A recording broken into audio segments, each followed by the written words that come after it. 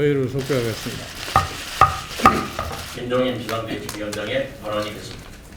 이제 오늘로서 이 총선이 70일밖에 남질 않았는데 아직도 이 선거법이 확정이 되지를 않은 것에 대해서 매우 안타깝게 생각을 합니다. 지금 실제로 이 선거가 확정되신 의원님들도 계시지만 지금 새로이 선거에 임하려고 하는 예비 후보자들, 또 현재 의원님 신분을 가지고 있지만 자기 지역구가 확정되지 않는 이런 분들은 매우 지금 소위 답답한 심정을 갖고 계시기 때문에 하여튼 선거법 이 협상이 여야 간에 빨리 원만하게 해결돼 가지고서 속히 선거구 확정이 이루어지기를 바랍니다. 그리고 최근에 우리 경제 현실이 매우 어려운 것만은 사실입니다. 그러나 이 경제 정책의 주체가 어디까지나 이 정부가 경제 정책의 주체지 국회가 경제 정책의 주체가 될 수가 없습니다. 그러면 현재 경제의 어려움을 어디에서 유래된 것인가를 명확하게 이 정책 당국이 인식을 하고 이거를 국민에게 제대로 알리면서 국민에게 협조를 요청을 해야지. 마치 현재의 경제의 어려움이 국회, 특히 야당인 것은 발목을 잡아서 경제가 오늘날 이렇게 된 것 같은 지나칠 정도로 정부의 자체 책임을 회피하려고 하는 의도 이상의 것으로 생각할 수가 없습니다. 여러분들도 잘 아시다시피 우리나라가 과거에 왕성한 투자 활동을 하고 그 투자 활동의 결과로서 경제가 계속해서 높은 성장률을 유지할 때가 있었습니다. 그러나 최근에 들어와서 경제가 굉장히 침체적인 현상을 보이니까 굉장히 국민들이 답답해 하고 있습니다. 이것이 어디서 유래되느냐? 우리 경제가 과거와는 달리 이제는 완전히 개방 상태에 놓여 있어서 흔히 얘기하는 글로벌 경제 속에서 우리 경제가 어떻게 활로를 찾느냐, 이것이 가장 중요한 때입니다. 정부가 경제정책을 아무리 잘하려고 노력을 해도 세계 경제가 침체를 해버리고 어쩌면은 수출 위주로서 성장을 해온 우리 경제가 우리도 마찬가지로 성장률이 낮아질 수밖에 없습니다. 그러면 성장률을 제고를 하기 위해서 필요하다고 하는 소위 소비, 수출, 투자 이 세 가지가 지금 모두가 다 정체 상태에 놓여 있는 상태입니다. 특히 투자는 2010년 이후에 매우 저조한 실패를 보이고 있습니다. 그때마다 정책 당국이 강조한 것은 뭐냐면 항상 경제 환경을 좀 개선을 해줘야 된다고 해서 세금도 인하하고 이 각종 제도도 굉장히 소위 기업들에게 편의적으로 해왔습니다. 그러나 그것이 경제 성장에 별로 큰 효과를 보여주지 못하고 있습니다. 여러분들이 잘 아시다시피 우리나라에 지금 기업이 소유하고 있는 유보소득이 근 34%에 이른다고 합니다. 근데 이 34% 정도에 되는 유보소득을 가지고 왜 투자를 하지 않겠느냐. 이거를 좀 명확하게 따져볼 필요가 있습니다. 기업이 돈이 된다고 그럴 것 같으면, 수익이 난다고 생각할 것 같으면, 우선 다소 규제가 엄하다고 해서 투자를 안 하지 않습니다. 과거에 우리의 기업들의 투자 패턴을 보면 우리가 충분히 입증을 할 수가 있습니다. 근데 지금 현재 투자가 제대로 이루어지지 않는 것은 세계 경제가 불황에 빠져 있고 또 어디다 투자를 해서 수익을 얻어야 될 것이라는 것에 대한 기대가 전혀 되질 않으니까 투자가 안 되고 있는 겁니다.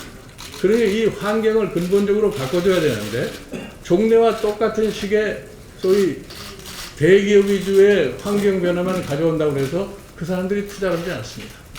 실례로 들 것 같으면은 최근에 우리 통신 분야에 있어서 제4이동통신이 발족할 것처럼 오랫동안 지금 기대를 해왔는데 이번에도 또 무산됐다는 소식이 들리는 겁니다. 이러한 것들이 왜 그렇게 되느냐? 결국은 기존 소위 시장을 지배하고 있는 세력들이 새로운 투자 세력이 들어오는 걸 막기 때문에 그런 현상이 생기는 겁니다. 이런 거는 정부가 간과하면서 투자 활성화를 위해서 제도를 이렇게 만들어라 저렇게 만들어라. 제가 최근에 문제가 됐던 원샷법만 해도 그렇습니다. 우리가 지금 우리 경제의 활력을 찾기 위해서 우리 경제의 구조조정이 필요하다는 것은 저도 똑같이 동감하고 있습니다. 저는 사실 1990년대서부터 우리나라가 제대로 구조조정을 하지 않으면 안 된다고 주장해왔던 사람입니다. 근데 실질적으로 구조조정이라고 하는 것이 어떻게 이루어져야 되느냐. 이 점에 대해서는 그냥 맹목적으로 기업이 허다한 대로 제도를 만들어주면 구조조정이 잘 될 것 같다. 이거는 천만에 맞습니다. 이래서 사실 원사법의 내용에 있어서는 여러 가지 문제가 있지만 원사법이 원내대표 간에 합의를 한 상황이기 때문에 그 자체를 반대하는 건 아닙니다. 그러나 지금까지 국회 법의 협상 과정을 볼 것 같으면 모든 것을 선거법에다 연결을 해서 다른 법이 안 되면 선거법이 될 수가 없다는 이러한 판단을 했기 때문에 국회가 지금 실질적으로 제대로 기능을 갖다 못하고 있다는 것을 제가 분명히 말씀을 드립니다. 그러니까 소위 선거법이라는 것을 발목으로 잡고 다른 법안에 대한 협의를 자꾸 늦추는 것은 저는 옳지 않다고 생각합니다. 그래서 일단은 국회는 국회 본연의 자세로 돌아가서 선거법을 확정을 짓고 그 다음에 다른 법에 대해서는 여야가 정상적인 협상을 통해서 해결할 수 있는 방향을 잡아주시는 것이 좋다고 이렇게 생각을 합니다.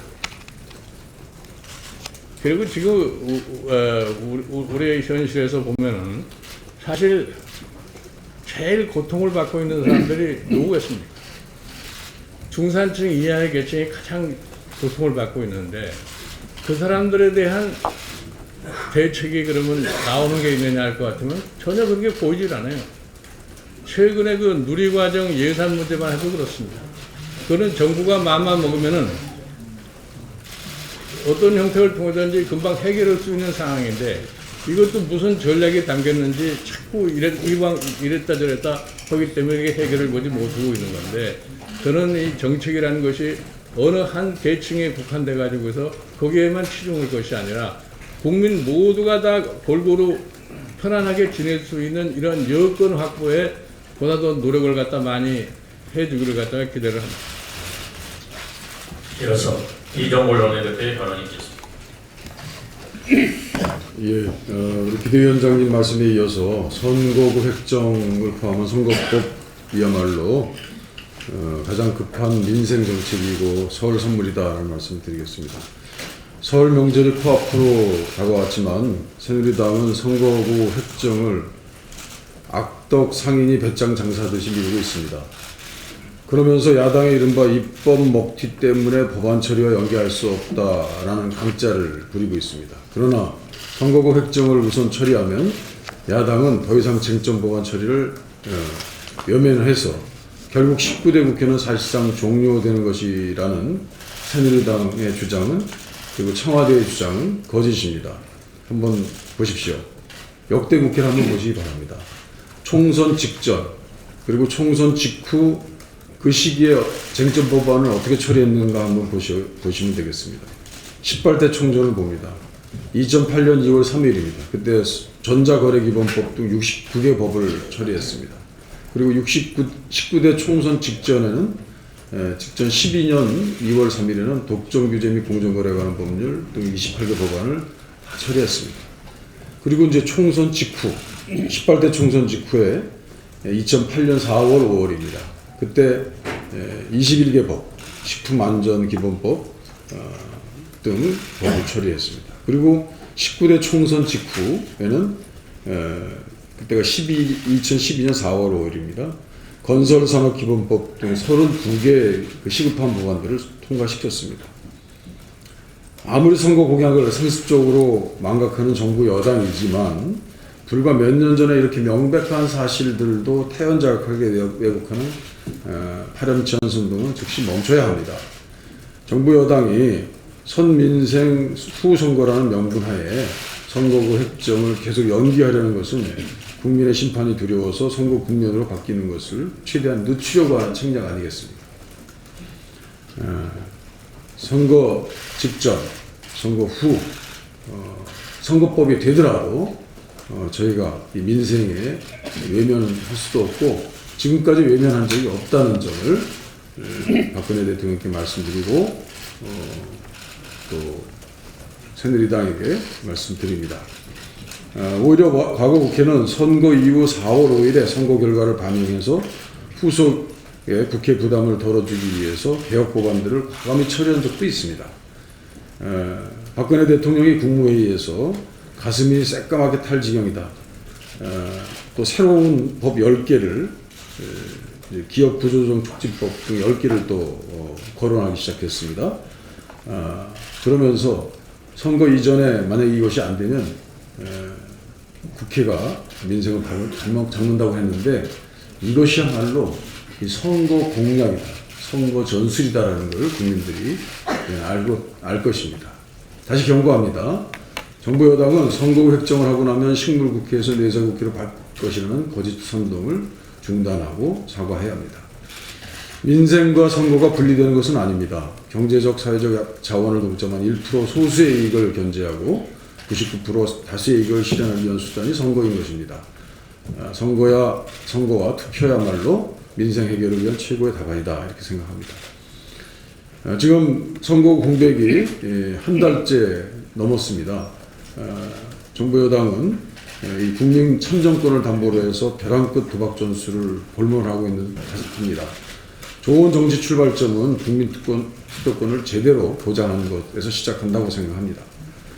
국민들에게 좋은 후보를 선택할 수 있도록 만시지탄이지만 선거구를 획정짓는 것, 이것이 국회의 가장 급한 당연 책무라는 것을 다시 한번 말씀드립니다.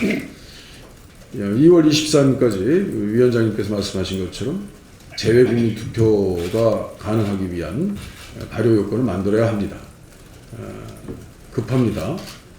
민주공화에서 있을 수 없는 초유의 선거 불능 상태가 되면 그것은 바로 정부 여당이 책임입니다.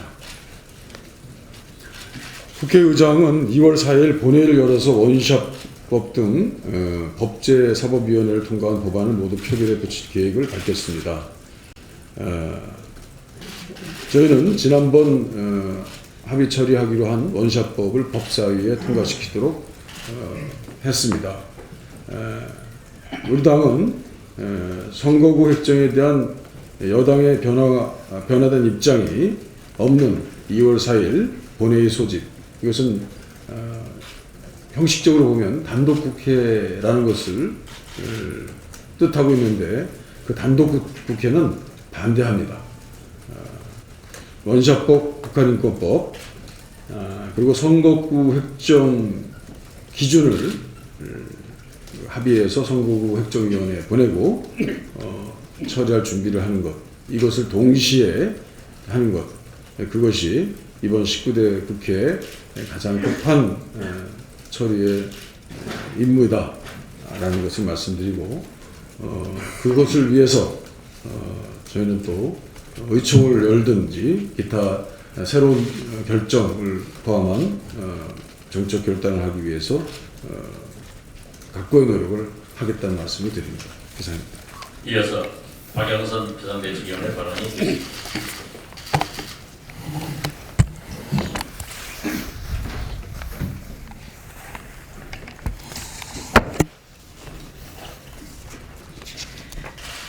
일하고 싶다는 청년들의 간절한 절규, 일자리를 찾기 어려워진 부모 세대들의 눈물, 그래서 속이 새까맣게 타들어갈 지경이다. 누구의 말일까요? 대통령의 말씀입니다. 속은 대통령만 타들어갈까요? 국민들의 속은 더 타들어갑니다. 그런데 청와대 경제수석은 뭐라고 얘기합니까? 최악의 수출 지표가 발표되던 날 민간 소비가 6년 만에 가장 큰 폭으로 증가하고 작년 고용률도 역대 최고치를 기록했다. 장밋빛 전망을 내놓습니다. 대통령은 위기를, 그러나 경제수석은 장밋빛 전망을, 한마디로 경제 실책, 경제 무능에 대해서 책임지지 않겠다는 것입니다. 국민은 과연 어느 장단에 춤을 춰야 합니까? 오전에는 생일 축하난을 안 받겠다고 하다가 오후에 부랴부랴 받는 것과 똑같은 상황입니다. 이것뿐만이 아닙니다. 선거 때마다 국민들을 위해서 모든 것을 다 바칠 것이라고 했던 말씀들이 공허한 메아리가 되지 않도록 약속과 신뢰를 지키는 신의의 정치가 되기를 바란다. 역시 대통령의 말씀입니다. 2012년 대선 때 박근혜 대통령은 경제민주화를, 보육은 국가 책임을 외쳤습니다. 그런데 지금 상황은 어떻습니까? 대통령의 약속, 선거 공약이 얼마나 공허한 메아리가 되었으면 박 대통령 당선을 도왔던 두 분이 야당 총선을 돕겠다고 나섰겠습니까? 경제 무능, 대통령 공약 파기에 국민들이 아파하고 있습니다. 유치원 보내야 하는 엄마들이 울고 있습니다.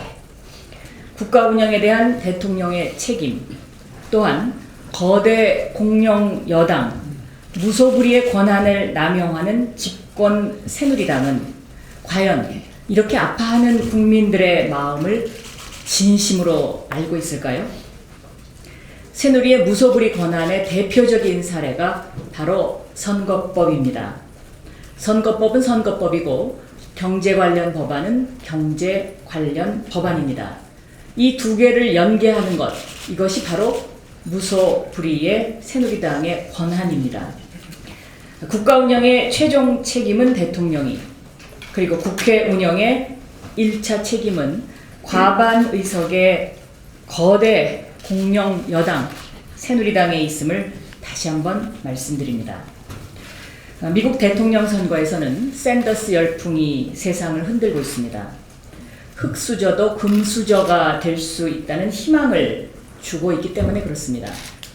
기득권 세력을 바꾸자는 성난 미국인들의 표심입니다. 우리도 바꿔야 합니다. 흑수저도 금수저가 될 수 있는 세상을 만들 수 있도록 바꿔야 됩니다.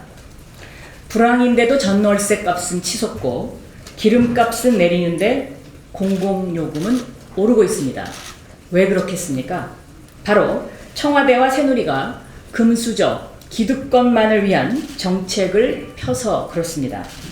재벌정당 새누리와 더민주가 다른 점은 더불어 함께 잘 사는 정책을, 그리고 흑수저도 금수저가 될 수 있는 세상을 위한 정책을 진심으로 고민한다는 점입니다. 흑수저들에게 희망을 주는 새 경제 정당으로 거듭나겠습니다. 이어서 오용근 비상대책위원회 발언이 있겠습니다. 네, 어제 저는 김종인 비상대책위원장을 대신해서 대전에서 열린 국민의당 창당대회에 다녀왔습니다. 과거 함께했던 선배 동료들이 많이 있었습니다. 진심으로 국민의당이 잘 되기를 바랍니다. 또 함께 야성을 발휘해서 박근혜 정부의 독선과 무능을 견제하고 비판하는 데 함께해 주시리라고 믿습니다. 요즘 최근에 여당의 협상 태도를 보면 저 자신도 많은 협상을 해본 경험이 있습니다만 그 어느 때보다도 여당의 협상하는 분들의 자세를 보면 재량을 전혀 갖지 못하고 그저 청와대의 눈치만 보고 있는 것이 아닌가 하는 의심을 갖지 않을 수 없습니다. 선거법 협상만 보더라도 여러분들이 지적했습니다만 선거법과 다른 입법과는 차원이 다른 거라고 생각합니다. 속이 새까맣게 타들어가는 것은 내 표를 어디다가 던져야 할지, 내 선거구가 어떻게 될지 모르는 수많은 예비 후보자들, 또 국민들, 그분들의 속이 타들어가는데도 불구하고 이것을 다른 입법과 연계해서 협상이 나오는 것 자체가 청와대의 눈치를 보고 있다는 단적인 증거라고 할 것입니다. 수차례 지적했습니다마는 박근혜 대통령께서는 국회에 나와서 여러 번 이러이러한 법이 중요하니까 통과시켜 주시오 이렇게 얘기했습니다마는 그 충정은 이해를 합니다마는 자칫하면 우리 국회 입법권을 심대하게 침해하고 있다 하는 것이 많은 국민들의 우려입니다. 여러 가지 법 통과되면은 물론 여러 국가 경제에 미치는 영향이 있겠지만 거꾸로 왜 법을 통과시키지 않고 있는가? 이건 역시 국가를 생각하는 마음으로 해서 야당이 반대하고 있다는 것도 다시 한번 국민 여러분들에게 말씀을 드리고 가급적 저희 야당도 어느 것이 국민민복을 위하고 민생을 위하는 것인가 대통령 못지않게 저희 야당 의원들도 또 야당을 지지하는 국민들도 염려하고 있다는 것을 다시 한번 말씀드리면서 선거구 획정 이것은 선처리 나머지는 그 다음에 하는 것이 순서에 맞는 합리적인 판단이라고 생각합니다. 이어서 변재일 비상대책위원회 발언이 있겠습니다.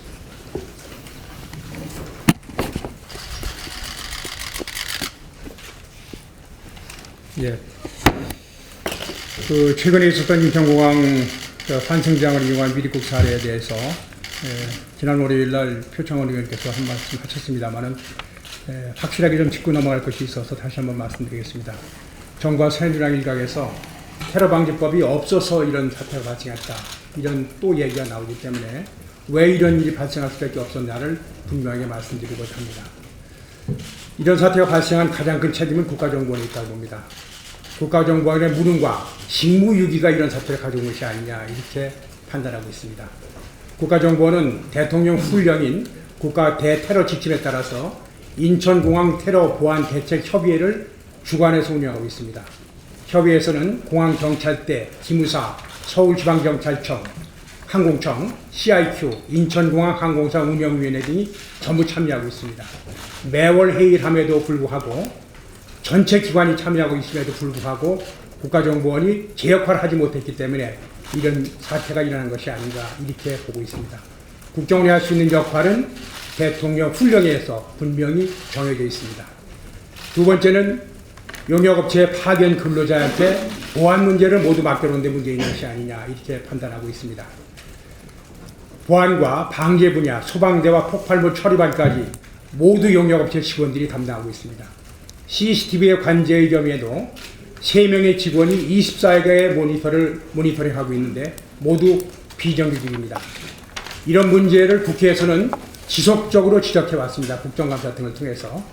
그에 따라서 인천공항사 자체에서는 최소한도 대테러 보안 상황 통제요원 34명 등 가장 핵심적인 보안 관련 요원 174명을 직고용했으면 좋겠다. 이런 안을 만들어서 기획재정부로 올렸습니다만 기획재정부는 거부했습니다. 결과적으로 비용이라는 그런 조건 하에서 보안 상황 통제요원까지도 파견직 용역업체 직원들이 담당했다. 이렇게 볼 수밖에 없습니다. 이런 상태에서 우리 인천공항이 어떻게 안전하기를 기대하겠습니다. 세 번째는 공기업과 공공기관장 인선의 문제입니다. 인천공항 사장의 경우 전임 박완수 사장의 경우는 공항 운영과는 전혀 관계가 없는 창원시장 출신입니다. 그리고 3년 임기에도 불구하고 14개월 만에 이번 총선에 출마하기 위해서 사퇴했습니다. 재직 중에도 총선 준비에 전념하는 것이 아니냐 그런 비난을 받아왔습니다. 또 박 사장 전임의 정상수 사장의 경우도 3년 임기 중인데 10개월 만에 지난번 지방선거 당시에 강원도지사 출마를 해서 사퇴를 낸 적이 있습니다.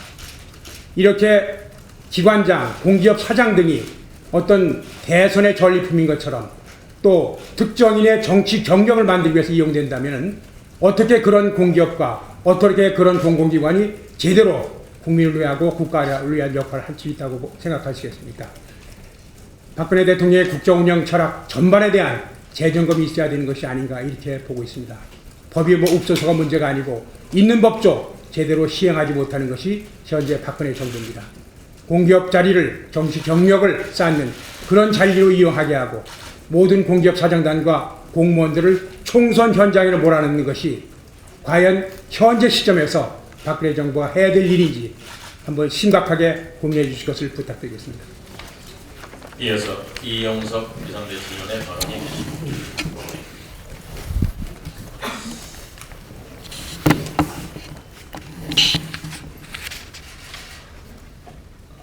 성공하는 정부는 해법을 찾아내고 무능한 정부는 부실과 핑계만을 찾는 데 골몰합니다.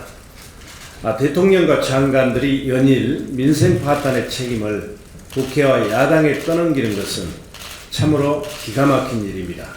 21세기 대명천지에 민주국가에서 있을 수 없는 일이 대한민국에서 일어나고 있는 것입니다. 한국 경제가 위기로 치닫고 있는 것은 누가 뭐라고 해도 정부 정책의 실패 때문입니다. 박근혜 정부의 경제정책은 신자유주의 정책 기조를 그대로 유지하면서 DTI와 LTV 완화와 같은 부동산 규제 완화, 부자 감세, 사상 최저 수준으로 기준금리나 추경 등을 통한 재정지출 확대, 이것이 핵심입니다. 한국 경제의 틀과 체질을 바꾸는 구조개혁을 외면하고 시장에 돈 풀어서 경제 살리겠다는 단기 부양책만 밀어붙이고 있습니다. 밑빠진 독에 물 새듯이 약발은 없고 수출과 내수가 모두 살아나지 못한 채 성장률은 계속 떨어지면서 전월세 가격 급등, 서민경제 붕괴, 재정위기와 가계부채 증가의 부작용만 가져오고 있습니다. 우리 경제가 처한 저성장, 양극화, 일자리 부족의 해법은 국회가 아니라 수치 중심의 양적 성장에서 벗어나서 일자리 중심의 더불어 성장, 복지를 성장 동력으로 삼는 경제 민주화와 복지국가 실현 등 정부 정책의 궤도 수정에 달려있다고 생각을 합니다. 대통령이 국회가 법을 통과시켜주지 않아 경제가 어렵다고 얘기하는 것은 스스로의 무능을 자인하는 것입니다. 국회가 이렇게 중요하면 대통령은 원활한 입법을 위해서 그동안 뭘 하셨습니까? 이어서 표창원 비상대책위원회 발언이 있겠습니다.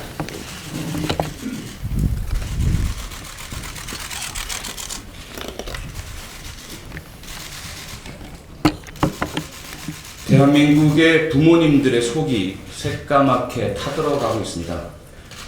누리과정 대란, 지금 흐르는 방향은 정부 말을 잘 듣는 교육청에만 선별 지원을 해주겠다고 합니다.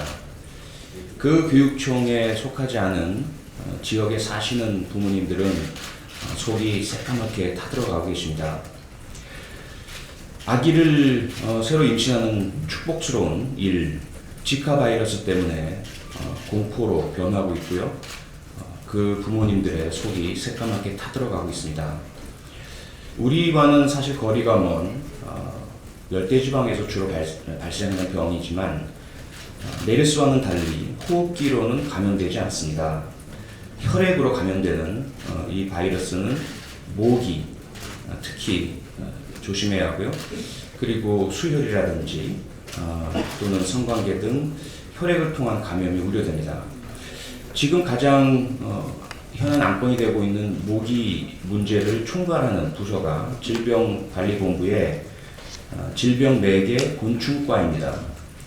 그런데 이곳의 인력이 현재 정규직 5명, 비정규직 12명, 여전히 비정규직에 의존하고 있는 택없이 인력이 부족한 상황입니다. 게다가 지금 정부에서 긴급 회의를 열어서 지카 바이러스 대책을 수립하겠다고 하는데요. 지난 메르스 사태의 후유증, 트라우마는 우리 국민들에게 여전히 불신의 씨앗을 남기고 있습니다. 구태의원한, 정부의 지방자치단체, 그리고 보건소, 병의원, 경찰, 소방 등의 인력을 총동원해서 총력 방역하겠다. 결국 이러한 대책은 모든 지자체와 관련 공무원들, 병의원들의 업무 과중을 불러일으킬 것이고요. 국민 불안만 불러일으킬 것입니다. 가장 핵심이 되는 질병관리본부의 감염병 관리 인력을 늘리고 확충하고 정규화하면서 상시적인 감염병 대책을 마련해 주셔야 합니다. 그리고 취업을 앞두고 있는 청년들의 부모님들의 속이 새까맣게 타들어가고 있습니다. 정부는 청년 일자리 확충이라고 하면서 부모님들의 일자리를 모두 없애거나 임금을 깎는 정책을 실시하고 있고요. 그 대신에 청년 비정규직을 늘리는 방향을 택하고 있습니다. 그런데 그렇게 찾게 된 청년 비정규직의 임금은 88만 원 세대라고 불리고 있듯이 사실 월 100만 원을 넘기 어렵습니다. 그런데 현재 아리랑 TV 사장께서 국민의 혈세로 미국에서 드신 한 끼 식사가 100만 원을 훨씬 넘어서고 있습니다. 이렇게 세금이 줄줄 새면서 우리 청년들의 일자리를 제대로 마련할 수 있는 예산 배정은 이루어지지 못하고 있고요. 아울러 최경환, 정용기 두 새누리당 의원은 자신들의 강한 여당 의원의 권력을 이용해서 인턴과 비정규직자에게 자신들의 측근 또는 친인척들을 채용하라는 압력을 넣었던 사실이 보도되고 있지만 여기에 대해서도 전혀 조사나 수사나 대책이 세워지지 않고 있습니다. 아울러 우리 국가가 좀 위태롭습니다. 북한의 위성 발사 계획 통보 전혀 우리는 여기에 대해서 대응책을 마련하지도 못하고 있고요. 지난 핵실험에 대해서도 결국 미국과 유엔이 주도하는 제재에 뒷전으로 앉아서 구경만 하고 있을 수밖에 없습니다. 실질적으로 북한에 대해서 제재할 어떤 역량도 갖추지 못한 우리는 국제적인 공조와 협력, 외교 노력을 통해서 그리고 북한에 대해서 한편으로는 지원, 다른 편으로는 제재에 두 가지 접근 전략으로 이들의 망동을 통제 제어할 수밖에 없습니다. 하루빨리 우리 정부는 대북 정책에 전환을 해주셔서 국민들이 안심할 수 있도록 해주시기 바랍니다. 마지막으로 대통령께 그리고 우리 정부에 민족의 명절 설을 맞아서 좀 국민들께 선물을 주십사 하는 요청을 드리고 싶습니다. 푸른 눈의 목격자로 잘 알려진 위르겐 힌스펙터라는 독일 언론인이 타계하셨습니다. 삼가 고인의 명복을 빕니다. 그분은 지난 1980년 광주 5.18 민주항쟁이 벌어졌을 때 현장에서 위험을 무릅쓰고 모든 사진과 동영상을 찍어서 전 세계에 타전한 분입니다. 저를 포함한 많은 국민이 광주 항쟁 발생 5, 6년이 지나서야 전국에 있는 교회나 성당에서 몰래 보여준 사진전과 동영상 이분의 작품들을 보면서 광주 사태 실상을 알게 되었습니다. 우리 정부는 위르겐 힌스펙터의 사망에 대한 조의 표명을 해주시길 바라고요. 이와 함께 여전히 지속되고 있는 5.18 호국영령과 그리고 민주 시민들 그분들의 유가족들에 대한 모욕과 평해의 낙마 행진을 막아주시기를 부탁드립니다.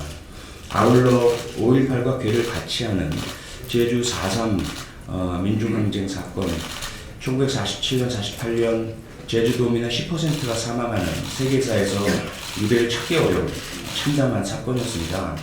이 사건 우리 정부가 과감하게 국가기념일로 지정을 했고요. 유족들에 대해서 전 노무현 대통령께서 사과하셨고 용서와 화해라는 세계 평화의 메시지를 자랑스럽게 알릴 수 있었습니다. 그런데 지금 다시 일부 극우 단체가 4.3 피해자들 중에서 불순분자를 가려내겠다라는 극도의 망언을 쏟아내고 있고 이것을 새누리당 제주도지사가 받아들이는 듯한 태도를 보이고 있습니다. 이러한 거꾸로 가는 역사를 바로 잡아서 우리 피해 입은 국민들께 설 선물을 좀 주시길 부탁드리고요. 백남기 농민께서 지금 의식을 잃고 계신 지 82일째입니다. 이분은 대통령께서 약속하신 쌀 한 가마니 21만원 수매값 약속을 지켜달라는 요청을 하시면서 그저 가만히 서 계셨을 뿐입니다. 경찰의 물대포를 맞고 의식을 잃고 계신 백남기 농민께 아직까지 단 한 분도 하지 않은 정부 차원의 공식적인 사과를 부탁드리고요. 아울러 그 약속을 지키심으로써 농민들께 큰 설 선물을 주시기 바랍니다. 마지막으로 우리 소녀상을 지키고 있는 대학생들 이 영동설 안에 여전히 집에 못 들어가고 있는데요. 소녀상 이전 철거하지 않겠다 한마디만 주시면 됩니다.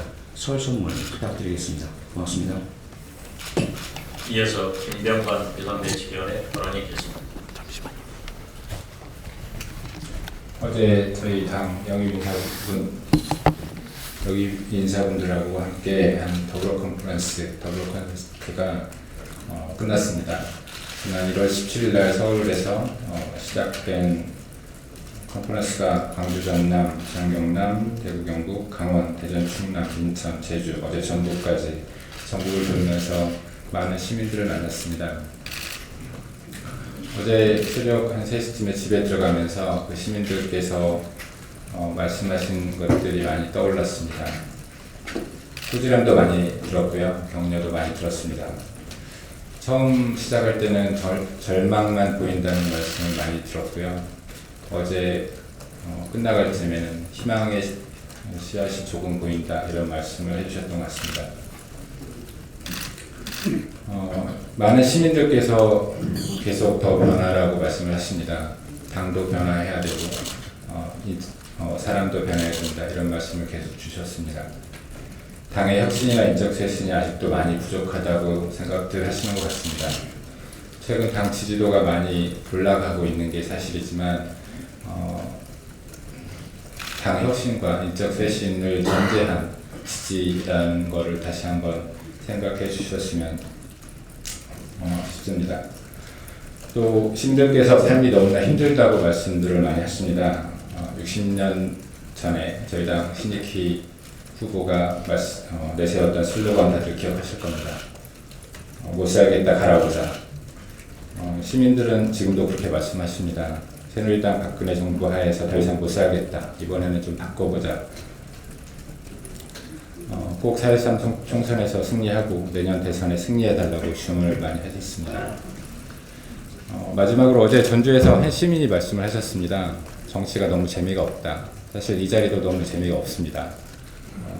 정치를 좀 더 재미있는 정치를 만들기 위해서 저희도 새누리당도 여당도 같이 좀 노력을 해서 국민들이 보기에 재미있는 정치, 재미있는 정치판이 됐으면 하는 바람입니다.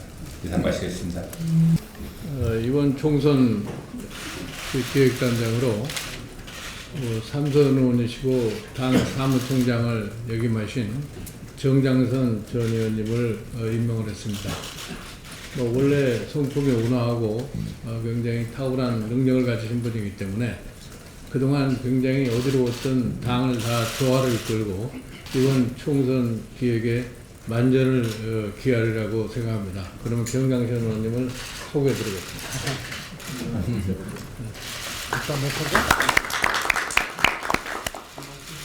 그 다음 우리 비대위원이시고 선대위원을 겸하고 계신 우리 이용섭 공약기획단장님을 소개해드립니다.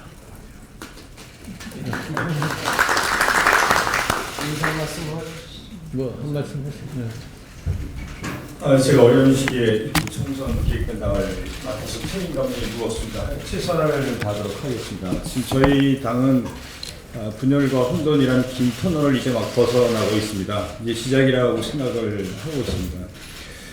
당이 화합을 해서 국민들께 하여간 좋은 모습을 보이도록 하고 그 기적에서 큰 변화를 이뤄내서 국민들께서 이제 믿음이 간다. 그리고 수권 정당으로서 맡겨도 되겠다 하는 믿음이 가도록 최선을 다하도록 하겠습니다. 그래서 이번 총선이 현 정부에 대한 중간평가 그리고 민생과 경제 도탄에 대한 냉엄한 평가가 제대로 이루어져서 저희가 승리할 수 있도록 최선을 다하도록 하겠습니다. 많이 도와주시기 바랍니다. 고맙습니다.